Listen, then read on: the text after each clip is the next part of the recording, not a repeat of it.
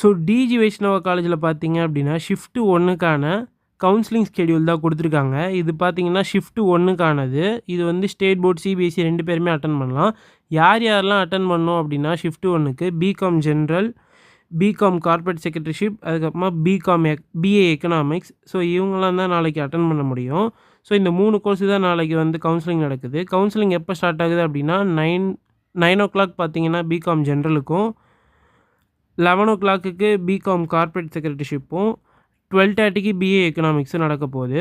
So நீங்கள் வந்து BCom ஜென்ரலுக்கு apply பண்ணியிருந்தீங்க அப்படின்னா உங்களுக்கு கட் ஆஃப் ரேஞ்சு பார்த்தீங்க அப்படின்னா 386லேருந்து 293 அவங்களுடைய கேஸ்ட்டை பொறுத்து அவங்க தனித்தனியாக கொடுத்துருக்காங்க. ஸோ டோட்டல் சீட் அவைலபிலிட்டி பார்த்தீங்க அப்படின்னா 64 ஃபார் மேலுக்கு, அதே மாதிரி 26 ஃபார் ஃபீமேலுக்கு. ஒவ்வொருத்தருக்குமே எவ்வளோ கட் ஆஃப் ரேஞ்ச் அப்படின்றது இந்த வீடியோவை பாஸ் பண்ணி ஒரு தடவை பார்த்துக்கோங்க. அப்படி இல்லைனா இந்த பிடிஎஃபோடைய லிங்க் பார்த்தீங்கன்னா டிஸ்கிரிப்ஷனில் இருக்குது. ஸோ அதை செக் பண்ணிக்கோங்க. நெக்ஸ்ட்டு பார்த்தீங்க அப்படின்னா பிகாம் கார்ப்பரேட் செக்ரட்டரிஷிப். ஸோ அதுக்குமே ஒரு சில கட் ஆஃப் ரேஞ்செலாம் கொடுத்துருக்காங்க. ஸோ இதையும் நீங்கள் பாஸ் பண்ணி பார்த்துட்டு நீங்கள் எலிஜிபிள் அப்படின்னா கீழே உள்ள இந்த டாக்குமெண்ட் எல்லாத்தையுமே நீங்கள் கரெக்டாக நாளைக்கு எடுத்துகிட்டு போனீங்க அப்படின்னா உங்களுக்கு அட்மிஷன் கிடைக்கிறதுக்கு நிறைய வாய்ப்பு இருக்குது. பிஏ எக்கனாமிக்ஸுக்கு நீங்கள் 300 கட் ஆஃப் வச்சுருந்தாலே போதும். ஸோ சீட் அவைலபிலிட்டி பார்த்தீங்கன்னா 22 and 8 தான் இருக்குது. அதே மாதிரி நீங்கள் அந்த டாக்குமெண்ட் எல்லாத்தையுமே கரெக்டாக எடுத்துகிட்டு போயிருங்க. ஸோ தேங்க்யூ ஃபார் வாட்சிங்.